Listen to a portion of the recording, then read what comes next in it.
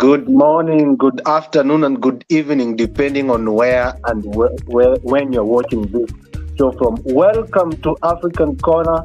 We are live. I'm Washira reporting from Nairobi, Kenya. And this is the day that we have been planning for. We promised you guys last week that we are going to do a recap of mental health in Africa, and here it is. Ali, how are you today? How is South Africa? Good evening, good afternoon, good day, Sani Bonane, Dumela, Abshini, Ronalakai. Thank you so much, my brother. I'm doing great this side. My name is Ali. I'm joining from South Africa, the mountains of Limpopo, Wachiri, Peter, Karuku. What's up? What's up? Earlier, just remember the other day we were telling people that we have to do a recap, and actually we told them that it's actually a three-part series of this discussion that we'll be having surrounding mental health in Africa, and we'll be taking them slowly and slowly. However, early today in Kenya, we are not seeing any. It's a slow day, if we can put it as such. There is nothing much going on. We're just seeing the normal. People going there about a business, and we're expecting. Remember the two counties that I told you, Kakamega and Mombasa counties, they are going to the ballot this coming week. So we want to see how that is going to go about. But really, in terms of what is happening in Kenya, there is nothing as much. I think what is happening right now is African Corner, and we should be Yes. keeping on. we should be focusing on that. So Ali, before I forget, we also want to thank everybody who has taken their time to watch this video right now. We want to thank everybody who has taken their time to subscribe and share, and also send in their comments. We really appreciate them. And we're also telling them they can be sharing the link so that their friends can also be part and parcel of this today's episode. So today I can see we have two wonderful guests here. We have two gentlemen, and I don't want to do the injustice of introducing them. So I'll start from Karugu, who will introduce himself and tell us what he does, who he is, and anything that he might want to share with the African Corner audience. Karugu, the floor is yours. Thank you very much, first, for organizing this. You see, many people have ideas, but very few people execute the ideas that come to them. Because you see, we do not own ideas. Ideas come to us, and our role as human beings is to evaluate them, but most importantly, execute them. So you two here have the power to execute ideas that come to you. And that is very commendable, because today we live in a society where people do not come up with good ideas, or good ideas do not come to them, and even when they do, they are too afraid to execute them. So I commend that part in you, for having the courage to execute this beautiful idea of the African Corner. You see, okay, I can talk about, I'll talk about that later. Let me just introduce myself. Sometimes I get lost in the idea of uniting Africans, and I believe this is a good start. So I am Karuku Chugo. I am a psychology student at Kenyatta University. But psychology is a Western name for a traditional healer. So really, I am a healer in calling, and I come from a history of medicine men, both from my mother's side and my father's side. My great grandfather on my mother's side was a medicine man, and my great grandfather on my father's side was a medicine man as well. And here I am their dream. And much as they did not maybe conceptualize this, I'm sure they are happy wherever they are to hear me talk today, talk about healing in the modern day society, and talking about healing in the ways that they left us, that we have forgotten, but also incorporating that indigenous healing with what I have learned in my 4 years of study. So I am many things, but at the end of the day, I am just but a wounded healer who is trying to heal himself, but also heal those around him. And it is a pleasure to have this platform. I think that is among the most wonderful introductions you have ever had in African Corner. Karugu, that was wonderful. I really commend that. Peter, the bar has been set high. I don't know how you're going to get to that. So, Peter, maybe you can introduce yourself. We were with you here last week, but just for the sake of our new audience and the people who are also viewing us right now, maybe you can also introduce yourself again. Peter?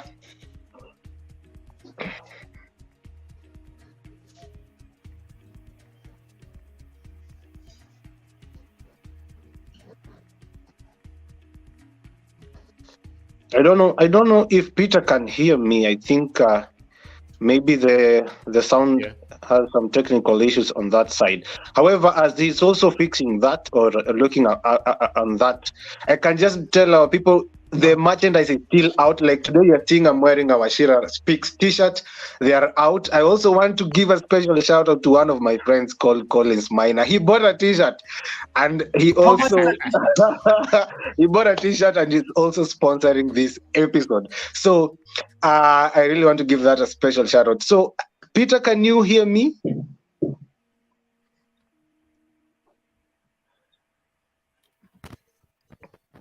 I don't know. Yeah, I don't know what is up. I think Peter might be having some technical issues. Let's keep rolling. Let's keep rolling with Karugu. Karugu, on to our first question. You know, as Peter is looking at what is happening on his side, we wanted to talk about, or our intention today is to talk about the mental health in Africa, and we want to go back. You know, we want to look at in the historical perspective. So, what is the traditional African way of perceiving illnesses? For example, in your own community, how have you seen them perceiving and looking at the issues of mental illnesses? I have to say my understanding of my own culture's ways of dealing with mental health has been shaped by how I have studied different cultures from the world and come to an in-depth understanding of how I am a Kikuyu in Kenya and come to a proper understanding of what and how our culture dealt with illness. So I was reading, if you go to Wikipedia and do a quick search, you'll find the Agikoyo tribe. And of the many things you'll find there about the Agikoyo tribe are 16 philosophies that they used to understand health and sickness. And the Kikuyu had a very profound way of understanding health and illness, and it is very akin to what the Indians in Asia used to understand health and sickness. You see, in India they greet each other namaste. Namaste simply means the divine in me honors the divine in you. And when you come to the Kikuyu, and Washira here can tell you early, we greet each other in a Kikuyu greeting that says Niora Iriemwaki, which simply means, is your fire still alive?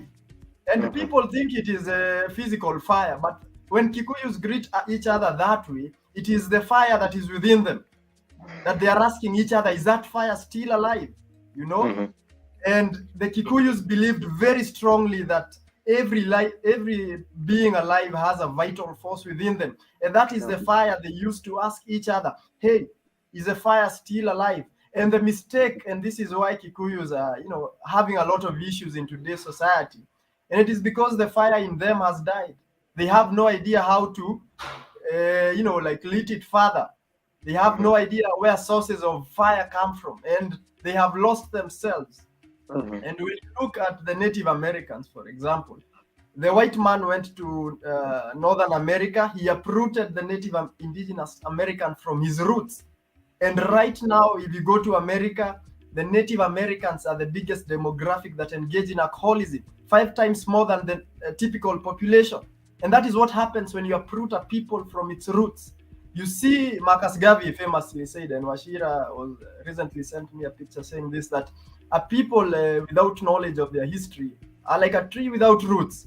And many Kikuyus and many Africans in general are suffering because they've been uprooted from their roots. People have no respect for their ancestors, for their grandparents or their parents. And worse, they have no respect for themselves. People are embarrassed about their great history and ancestry and origins. And they think they're just embarrassed about that. They have no idea that they're embarrassed about themselves and therefore their future. So if there's anything I can say about mental health from the Kikuyu's perspective, is that first, we had the issues that we dealt with. You know, stress and depression and madness did not come with a white man. But our understanding of stress, depression, and madness was different from what the white man has showed us today. For example, when people had, say something like madness, we have sayings in Kikuyu that say, that simply translates to he's mad like somebody whose health is coming out of. And nowadays, Western psychology tells us to diagnose quote unquote madness as schizophrenia.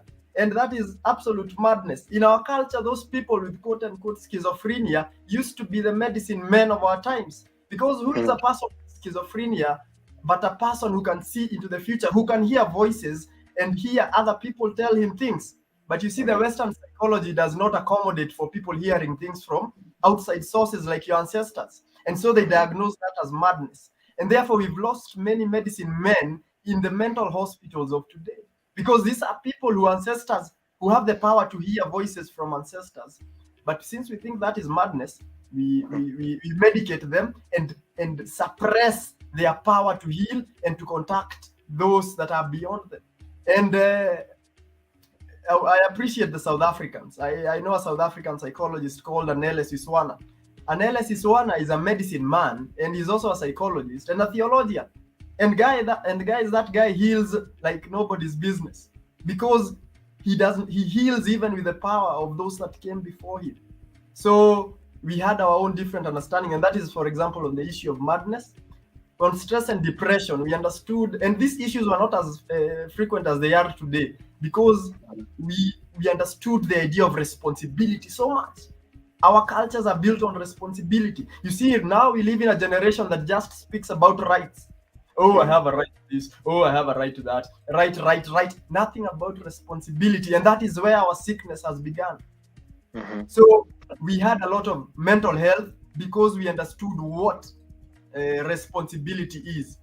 In Kiswahili, we say, mpanda farasi wawili upasuka msamba. That translates to he who climbs two horses breaks his body. And we are even told the story of the hyena who broke his body because he was trying to follow two paths. The two paths that we have been following since the white man came is a path of rights and responsibilities. Both are important paths. But it is you to know that the path is the same, but some routes require rights, others require responsibilities. So we had few cases of depression and stress and suicide and all these other things because the path that we were following of responsibility was working for us. Thank you. Thank you, Karugo. That is just a wonderful explanation, if I can put it like that. You have really exhausted much that I wanted to say.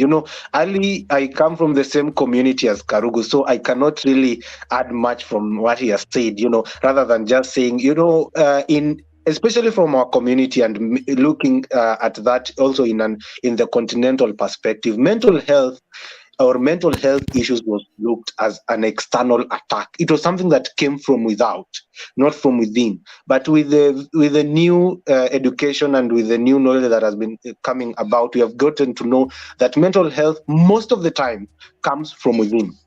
And that's why, Ali, I want to ask also to pose the same question to you, straight from the mountains of Limpopo, speaking on behalf of the Sepedi people. How do you people view mental illness right now? And also, how are your ancestors viewing mental illnesses back then?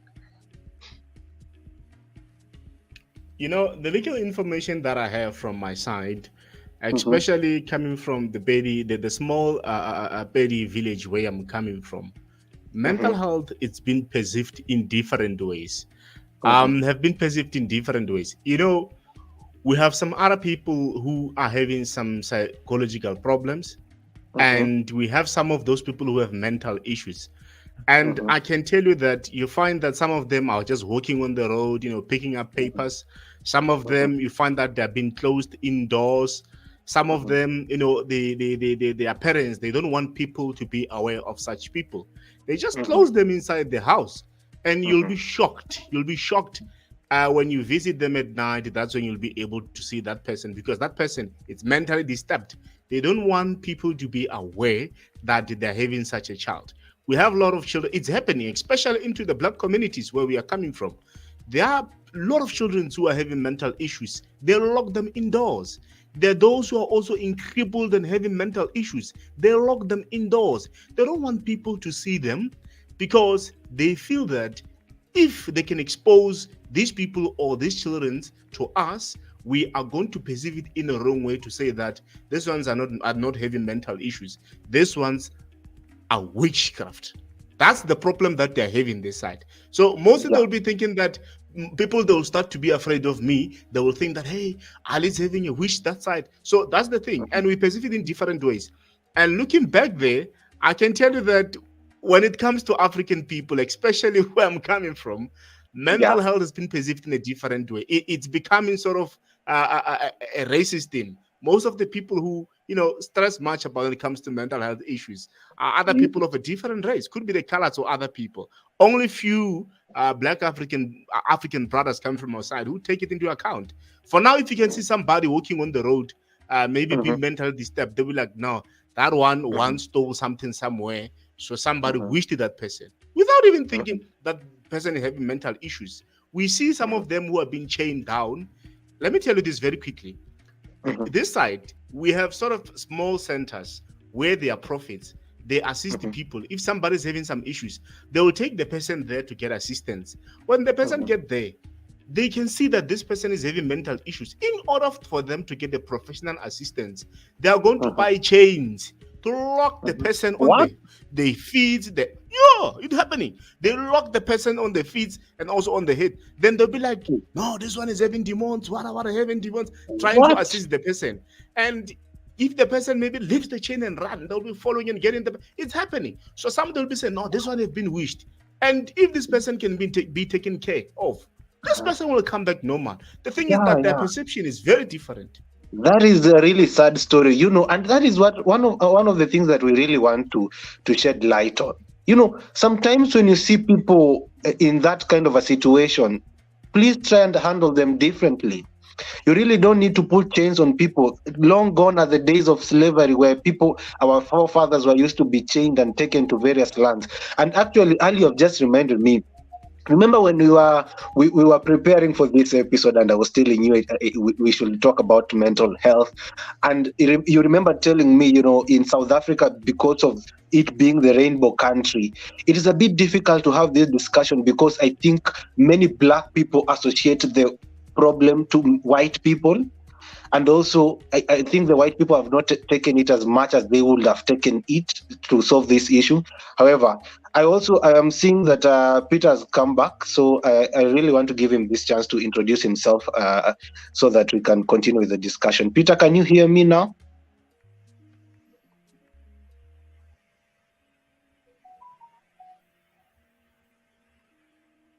Peter?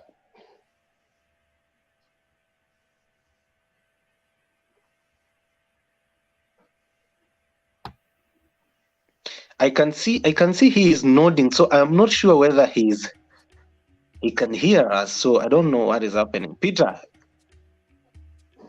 Yes, I hear you. Yeah. Not clearly, but I hear you. I'm sorry I had to leave early before introducing myself. Yes, can you hear me? Yeah, we can hear you. Peter, go through. My name is Peter. I was in the show.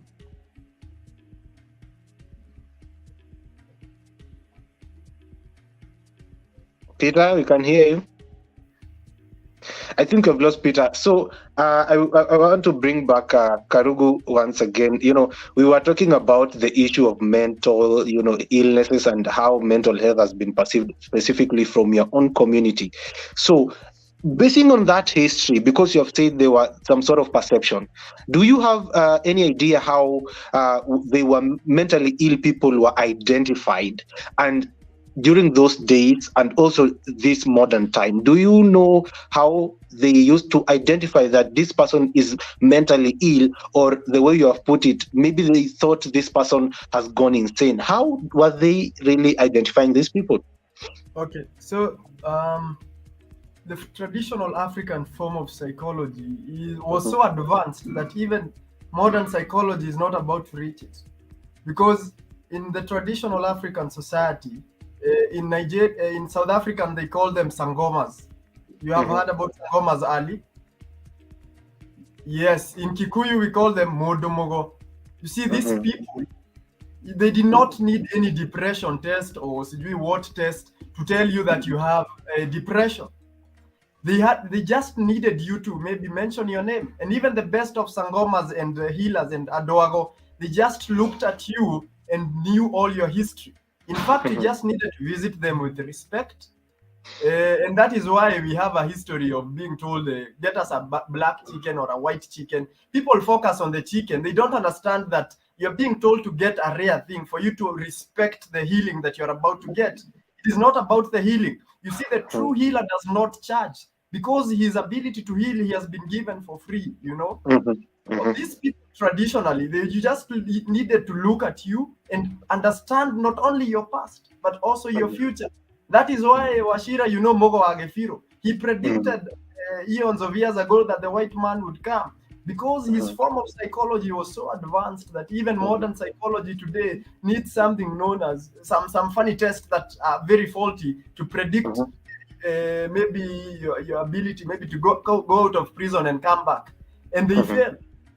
So they just used to look at you. Nowadays, we've lost those men and women because they are both men and women. And nowadays, people are thought to be cast. And it goes back to the point that Wachira said and the point that you, Ali, said about witchcraft. Wachira said mental health begins from within. And Ali said, talks about witchcraft. You see, witchcraft is all an art whereby you are sold fear. You're told, you think somebody has thrown you something, but all that has happened is that you've started believing you're a failure. Once you believe you're a failure, you have no idea how terrible a witch doctor you are. You can witch doctor yourself to hell. Yeah. But also, and this is what we have forgotten, Africans knew that we are our own best healers. And that is why, for example, Wachira, you know that when a Kikuyu boy and girl is born, there are 5 or 4 ululations. And one ululation is that of healing. Because Kikuyus very profoundly understood that we are our own best healers. But you see, healing is on a spectrum. If you know to become your own healer, you become your own witch doctor. And you are very good at both roles. So the true role of a healer back then was to remind a Kikuyu that you stop living this life of fear. Realize that you are a healer and unheal yourself from this witchcraft that you have sorcered yourself into. You have actually reminded me of this famous phrase that people like saying that as a man thinketh, so is he. And from that point, I want to go directly to my next question before I bring you Ali.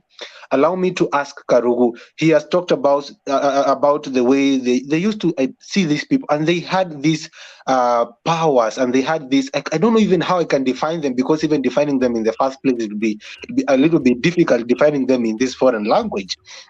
However, Karugu, what were some of the traditional methods of treating these mental illnesses? Were there any traditional methods of treating, mental illnesses? Yes. So, yeah, there are different methods of treating these mental illnesses. And I said earlier that the horse that the white man brought us was a horse of rights. And that is why women and men are all over the place, swimming like children, complaining about they have not been given a right to this and a right to that. And if you look at America, we can see where this fight for rights has gotten us. So we used to heal through this other horse of responsibility. And how did we do that? When you visited a healer, he looked into your life and saw ways in which you have failed in your responsibilities. For responsibilities like which ones? For example, you've not paid sheep to your mother, or wherever say you have married somebody and you've not paid the required amount of sheep. And he was not just able to look at your present responsibility. He even looked at the responsibilities that your great forefathers left. And that is why in Kikuyu, sometimes we have things like the Irewa Shosho, my grandmother's debt, and many other debts that our Kikuyu people have, because it was all the idea of responsibility. So they would look into your past and see, so your great-grandfather had not properly bought his wife. That was a failed responsibility. And because he can see the failures of responsibility in your past, then he would tell you to pay the debts that you owed them. These debts, we call them the debts of our ancestors. But what are they? But a reminder that we should respect the institutions of marriage and circumcision and all these other things that we had in our traditional African societies. So, Wachira, that was one way through which we found healing from our mental illnesses. We were reminded of the responsibilities where we failed in our own personal lives and in the personal lives of those who came before us. Because you seated here wherever you are, you're not just on your own. You're a representation of all your forefathers and their mistakes and their successes. So if Yes. you are going to succeed because you are them, you have to pay their debts that they did not pay. And some of the debts we are about to pay are very heavy, and that is why people are suffering even today. And that is why even when you read numbers, we think culture and African cultures are mad. If you read the book of Numbers in the Bible, they tell you that a curse goes on from this generation to this, about 4 generations. And what is a curse? A curse is a form of paying for a failed responsibility. So, and sometimes we think cultures are bad because we just focus on the curses, but curses are just reminders that we need to be responsible. But if you pay your debts, guys, I'm telling you, your ancestors who are within you and who are also somewhere else, they're just willing to bless you. They're just willing for you to open up to them, to love them, to respect them, and to pay their debts. And they are willing to support you into all the successes that you ever imagined. So, Ashira, that is how we used to deal with mental health issues. Remind people of responsibilities and ask them to pay, and they would be immediately cured of alcoholism, sexual and all these other illnesses that people Well put. I don't think if there is I'm telling you, I'm loving the show today. Karugu is really, I can say, deciphering what we really wanted our audience to really learn. Ali, I can see we also have a new guest on the show. Please introduce them.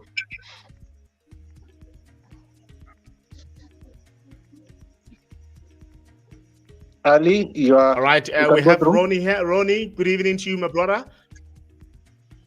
All right, good evening, Ronnie. Please introduce yourself to the house, my brother. Where are you joining us from? And also, what are you doing for a living? Good evening. Ronnie is my name. I'm a social worker by profession from South Africa, and thanks for redoing the show. I believe that today is not like last week.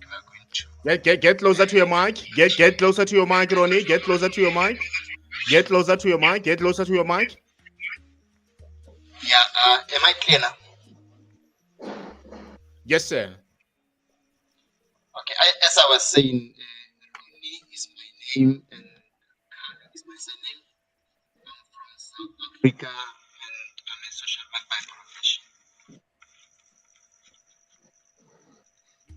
That is nice. Ali, before we check on that issue or bring Ronnie in for further question, allow me just to mention some few people who are sending in their comments live today. I can see Alvaro Davis Simiu saying this is good work.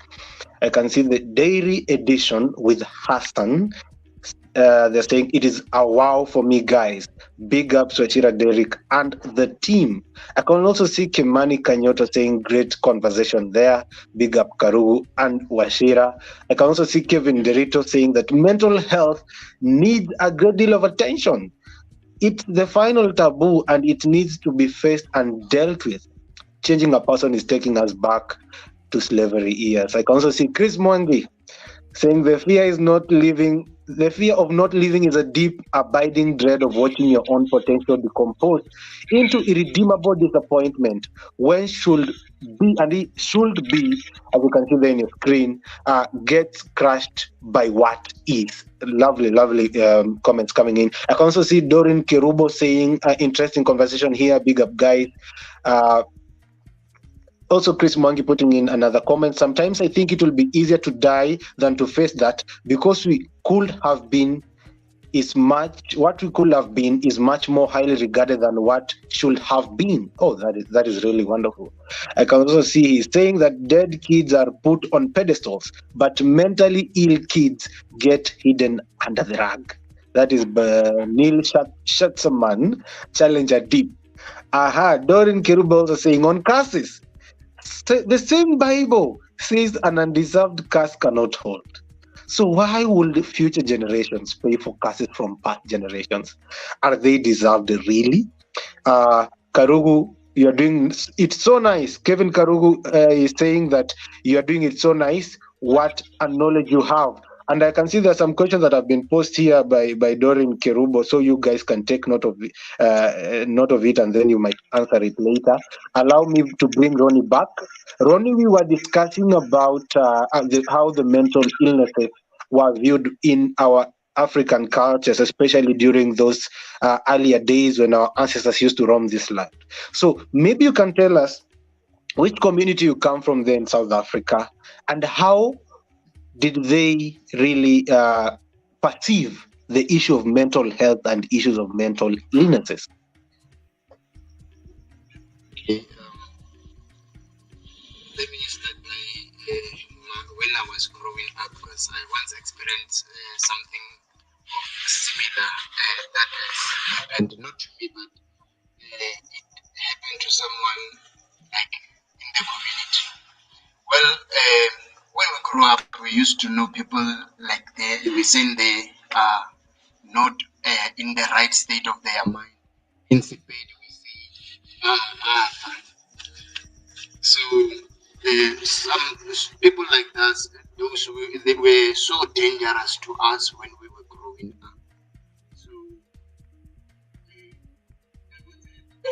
this a person whom we just thought that that one is mentally ill.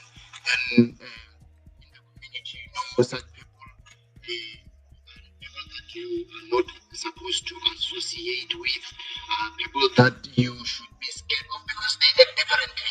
I had earlier explaining some of the things that happens in South Africa. That some will pick up things on the street and wear differently and wear like in a way that is not Okay, just a second, Ronnie. Just a second, Ronnie. Just a second, Ronnie. You know your camera is quite. Ronnie, just a second. Your camera is fine. I think you need to check your mic, because there's a time when your mic is it's working fine. Try to check your laptop. If maybe you're using the laptop mic, make sure that there should be a space between the table and the computer if you're using a computer mic, and make sure that you get closer. Man, we are trying to make sure that we're even getting closer to the speakers to hear what you're saying, but let's give it a try. Let's give it a try. Go through, Ronnie. as I was saying that when I'm not clear, it is just show by saying that I'm not clear so that I can. Am I clear?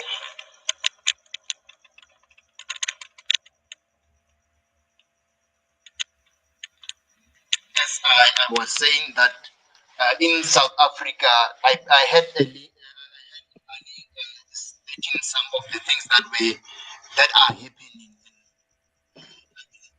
It is now changing because we are engaging more. But earlier, when I was still growing up, we had some issues where people like that, people that we were not supposed to associate with, people that we were scared of. Sometimes even the way they appear, like you can tell that if you go closer to this person, they might do you everything that is not good, or they might harm you in any way. So, like compare it to now, because now there are hospitals that when we experience such, we take them there, and professionals which talks about those kind of issue.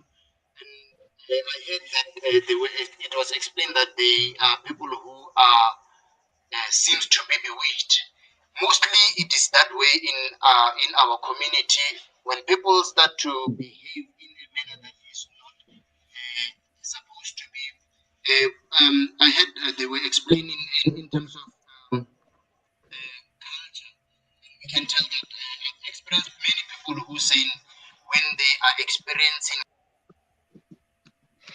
I think we have also experienced another technical issue there. I think he's experiencing some microphone issues. I don't know. Maybe he can check on that. Karugu, there has Yes. been a question that has been posed by Doreen. And I can't wait to answer. Yeah. I can't wait There is to a- answer. Yeah, there's a question that has been posed by Doreen. Doreen is our good friend. Doreen Kirubo has asked on cases. I don't know if it's a question, if I can put it as a question or really as an observation, because she has said that on cases, the same Bible says undeserved, an undeserved curse cannot hold. So Yeah. why will future generation pay for curses from past generation? Are they deserved really? Yeah, so I would like to say first that they are very well deserved. And allow me to just answer this in two ways. The first is the way of my culture, and the other way is the way of the Bible. So, starting with the way of my culture, I'll say that our ancestors in Kikuyu are called Gomi. Gomi, for those who are not Kikuyus, means those who are asleep. Those who are asleep. And where are these people sleeping? See, these people are sleeping in us. And that is why the science of today is finally proving that we have the DNA of men and women who lived millions of years before us. We look for ancestors in graves and these other places, and the best place to look for them is in ourselves. So, if our ancestors are sleeping in ourselves, then the best place to awaken them is from their sleep within. And you do that in two ways. First, you know the blessings that they left you, and two, you know the curses that they left. And what I want to repeat that the Kikuyus and many African tribes had a very different way of understanding curse and blessing. It is not the same way. Nowadays, people fear curses and some blessings are usually curses. That is why, for example, somebody is given money and you think that is a blessing, that they go and have an accident. You see, that is a curse in reality. So for us to fully understand our African traditional society, we need to get rid of these ideas that we currently have of what a blessing is and what a curse is. Some people get car accidents, and we are very quick to say they have been cursed, and that car accident becomes the savior of their life. It is a blessing that is a curse. So we have lost that fine line between blessing and a curse. So just let me go back to answering Kerubo. Curse, as we have said, is a failure in your DNA and in your family line of responsibilities, of failing to adhere to certain responsibilities. So in the laws of Moses, you see, the laws of Moses are about culture. In the laws of Moses, and that is why I've quoted Numbers, says the curse passes on to that and this other generation. And let me tell you right now, science is finally proving that depression can be passed down generations. Up to the third generation. You see, Moses many years ago said it is up to the fourth generation. And only now, many years later, about 5,000 years later, it is only then that science is proving that depression can be passed down through your DNA to your great-grandchildren, So that is a form of curse. And when I say curse, I am not misleading anybody. Because many times we think curses are bad, and sometimes good curses are blessings. And there's a fine line that we need to understand. And then to answer you, Kerubo, basing on the same Bible, Jesus said when he came that he has not come to eradicate the laws of Moses. He has just come to make them stronger. And he came up with one law, and it is the law of love. And you see, the opposite of fear is love. You see, all this fear that people have in themselves, if you love them, all that fear vanishes and they are able to live the best lives. And that is the same thing, Kerubo. These curses, you just need to, first of all, love yourself. You see people posting memes saying, "Oh, I love myself," and they don't understand how profound that meme is. You see, when you love yourself, it is not just buying yourself a shoe. It is loving your father, for example, and your mother, because those are the only representations of your ancestors alive. And when you've loved them, then you go back to loving the fathers and mothers who came before them. And we are patriarchal sometimes, and it is not right. Let us learn to love both our matriarchs and our patriarchs. So such that when you think of your grandparents, you're not just thinking of the man, you're also thinking of the man and the woman. Loving yourself means loving your ancestors, and you're suffering because you hate them. And how do you deliver those who are sleeping with you if you still fear them and hate them and think of them as demonic? You only deliver them through love. And that is the law that Jesus brought us. And we do not understand even today. You see, the Bible, you only need the Bible to practice psychology. The Bible says something very interesting, that the fear of the Lord is the beginning of knowledge. But nowadays, and in my Kikuyu culture, me, I'm a proud Kikuyu. In the Kikuyu, they say, "Gaida giagiago." That translates to, you do not disturb God when you want. Respect God. And then Proverbs or somewhere in the Bible, they say the same thing. The fear of the Lord is the beginning of knowledge. And what is a fear the Lord, I want you to understand that the connection you have to the Lord starts with your with your earthly father.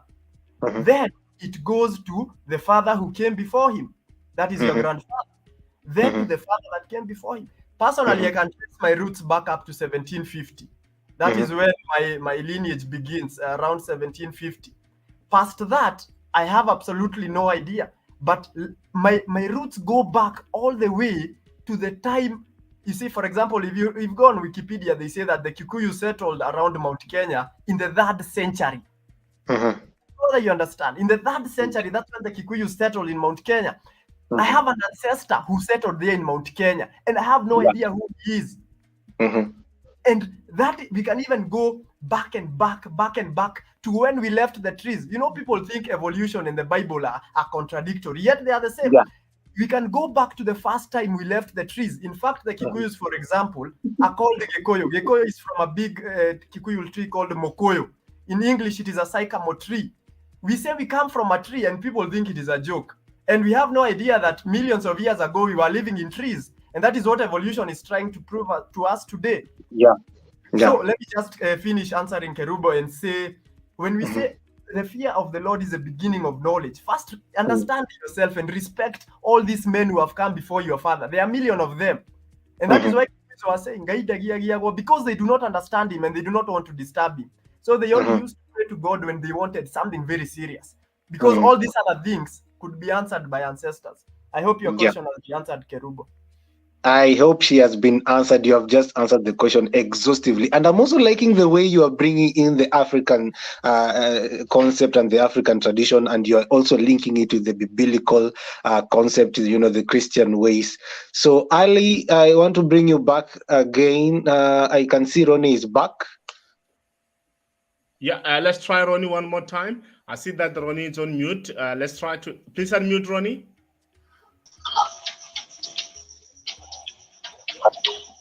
All right, Ronnie, please continue because we are not able to hear you lately on. Let's go through. Well, I was talking about the way I grew up and understanding the mental illness and now, and looking at my background, how it has been. I don't know where I have lasted, but I will say from the beginning.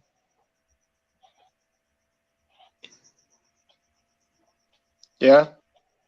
Go through. Ali. All right, Ronnie, I don't know what's happening on your side, my brother. It looks like it's a bad night for you. You try to log in your laptop, is not even going through. I don't know what's happening, my brother. So sorry about that. Some technical issues this side, eh? Ali, we have really tried to get a hold of Ronnie. We wanted to hear the South African perspective on that, especially from that community. So I think now that responsibility will be left up to you.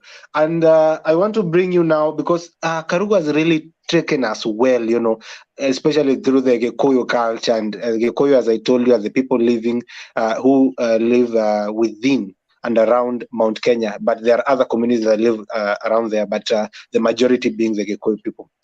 So Karugu has really taken us well in the traditional perspective and also trying to bring in the contemporary thinking and also the Christian way. So in South Africa today, I want you now to tell us the status quo of what is happening, or what, especially in your government. Are they really taking an issue, or do they even care about mental health?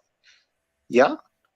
No, they do. The government does care about mental health because I remember very well the month of October, it was declared actually as a mental health month, which shows that they're taking it into account. And there are people who are actually, raising mental health awareness. And I'm aware that there are programs which are going through, which they are actually, funding non-profit organization actually to raise awareness in relation to the mental illness. The problem is the perception, how we perceive things this side. I have learned a lot coming from our brother here, Kakuru, how he was actually sharing his story from that side, which is quite broad, and it really shows that things are touched differently. And not to bypass your question, but you asked Kakuru, I don't know if I'm calling it right, Karuku, ne? Karuku, Yeah, correct? Karugu. Yeah, Karugu. Yeah. So you asked him a question lately on that. How do the ancestors, our ancestors, how were they able to pick up if somebody was having some mental issues? He mentioned it about sangomas, which is correct. Lately on, when somebody was sick, they will take the person to the sangoma. Those who are believing to sangomas back to those days, but I believe there was no any other, medical doctors were not there. Only we're having access to sangoma or ngaka sejo. So they'll take the person there. What the sangoma will do, will take the bones and then they put them inside sort of a small thing, and then you have to go there. You just have to say, or you have to, speak your name inside that thing, and they'll throw the bones down there. The sangoma will be speaking to the bones, asking the bones what is wrong with Washiri, because Washiri looks like now he's abnormal. The Yeah. bones are going to speak to the sangoma, and the sangoma will be telling the family what's the problem with Washiri. That's how the old ways things they've been done. Yeah. And in the old way, things were Yeah. being done very differently. When somebody was having mental issues, they will not just expose a person to the public in a way that this person is sick or what. They'll try to deal with things in a very secretive way so that they can be able to find out what is the issue with this person, unlike what is happening now, where everyone is thinking of witchcraft.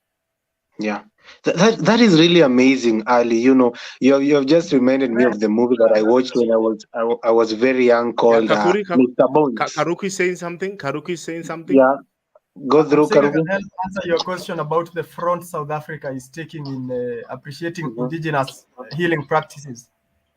Mm-hmm. Okay, so I am friends with a couple of South African psychologists, and one of my closest friends is Dr. Mandu Selepe. She's she's a president of Forum for African Psychology, and she's based at the University of KwaZulu Natal. And so we are usually in communication, and I have attended meetings where thinkers like her, the likes of Anele Siswana, and the other thinkers like Kopano Ratele, Mogobe Ramonsen, and Augustine Nwoye. All these are South African psychologists who incorporate traditional healing systems into their psychology. For example, if you are to go to therapy to an analysis one's office, you think he's going to there and having a Freudian coach where you just sleep?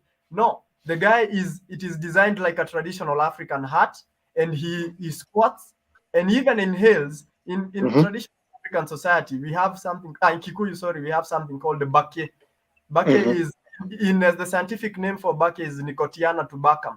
So that is the thing that our ancestors used to inhale through their noses before their powers came to them, or however you choose to explain that. So if you go to an LS1's office, you are going to see exactly that.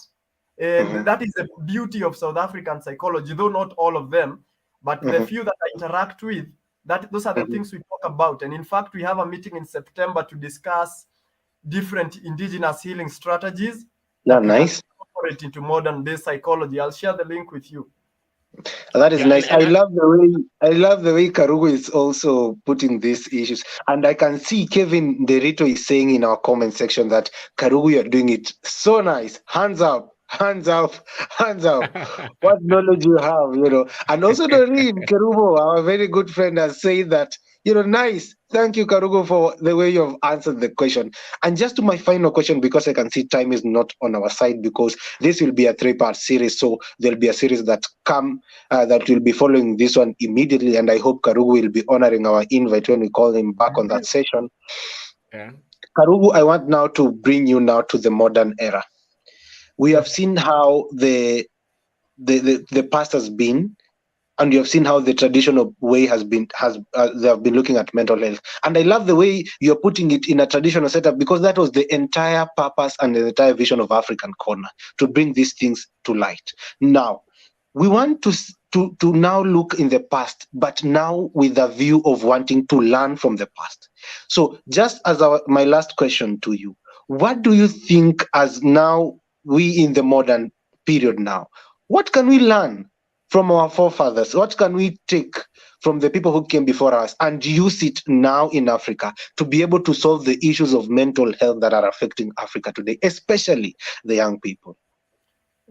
How much time do I have to answer that? Because I can talk about that for 2 hours You straight. have 2 minutes. 2 minutes. That is very limiting. Let me tell you, we Try, as please. Africans, we only think we are rich in resources, and that is where we go Mhm. wrong. And even those resources that we have no idea about how to utilize them. And then we spend our days blaming French and the British for coming and utilizing the resources that Yeah. we can't use. If anything, we should congratulate them for taking use of resources that we are wasting. Yeah. We blame the Yeah. Europeans for taking our art and taking it to their museums. We should Yeah. congratulate them for appreciating that which we do not appreciate. Because how many people go to the museums nowadays? How many people go Very to their good. ancestors to Very good.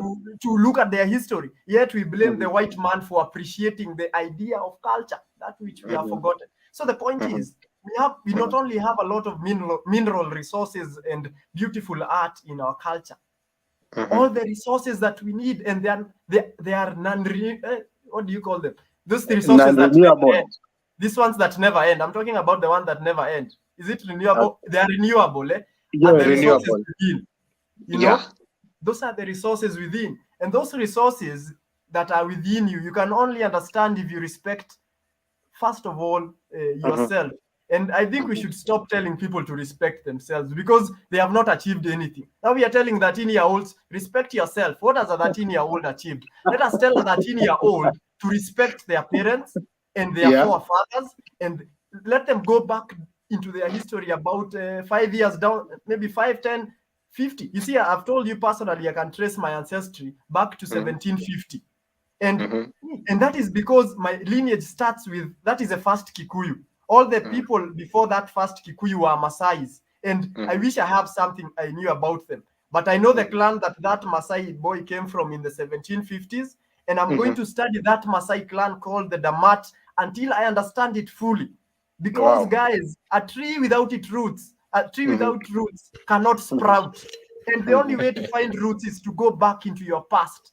And if you do not have any history about your past, about maybe your forefathers, just go into your own history about your own life. People do not have diaries. People do not reflect. People do not meditate. They do have no idea the successes they achieved in their high schools, in their primary schools. And that is where their misery began. Because somebody was bullied as a 5 or 10-year-old, they are still hiding themselves from the world like a little kid. And it is because they are not looking into their past. So my request to you guys tonight is that go back into your past. Yeah. And if you do not have any past to go to, they do not think that everything is over for you. Yeah. You Thank have you. your Thank own past. I'm a couple of years old, but I've gone into my own past. And that is the only way I've been able to see my future. You cannot see your future if you cannot see your past. And the only way to appreciate your present is if you can see the future and the past. Thank you, Karugu. That, just as we say in our community, the kuogerera kana duta dute. As in, it has just been, you have just packaged it in a very nice way. You know, Ali have just said, I'm not going to reduce or increase anything. He has just put it wonderfully, wonderfully well. So, just as we wrap up the show, first of all, I want to really thank Karugu in a very special manner for accepting our invite. And also, in this full glare, we are also sending him our next request for the next mental health discussion that will be following. Maybe not this coming week, but we'll inform our audience. I hope he will accept the invite. So, Karugu, I want to put you in the spotlight. Are you going to accept? You see, I have no option than to accept what my ancestors are calling me to do. You see, you think you're the ones that are talking, but it is not you. It is your ancestors that are calling for recognition. And if they call me to talk about them, I can move even to South Africa right now to say that which has not been said. So I will be there. And even I wish you guys had this every Sunday. Why do we have to wait for next Sunday but one? Thank you. Because, you know, we are had running out of time. There's a young person somewhere about to commit suicide because they do not know their roots, and we need to get that person as soon as we can. We will put, we will focus on that. And Ali, just before you come in, because I want you to wrap up the show, I want to thank, I've seen Santos Luangu comment go through. He has said, thank you. It is nice on how you people are linking mental health and traditionalism. Bravo, guys. And I can also see Dorin Kirubo say ancestors Well played, Karuhu. And I can see also Kevin Dereto saying, ancestors call to the channel. Thank you, Kevin. Thank you, Kevin. Okay, so just as I wrap up, I want to thank everybody who has taken the time to watch this episode for today. Thank you very much, guys. Thank you for subscribing. Thank you for sharing and liking and doing all those things. And also, we have not forgotten to thank Peter, who wanted to join in, and also Ronnie, but I've been unable to because of technical issues. I also still want to remind our audience that the African Kona t-shirts are out, and also the Washira Speaks t-shirts are out. If they did not see the African Kona t-shirt I was wearing during the last Sunday's episode, today I'm wearing the Washira Speaks t-shirt, and it is coming in various colors. And in that note, I want to thank Collins again. He did well. And also, Ali, we just want to remind our audience, State of the Continent resumes tomorrow, Monday, 10 p.m. Kenyan time, 9 p.m. South African time. Ali, it's a wrap. All right, no, thank you so much, Yalebuka African Kona. Thank you so much. Yeah, Kosi Sikelele Africa.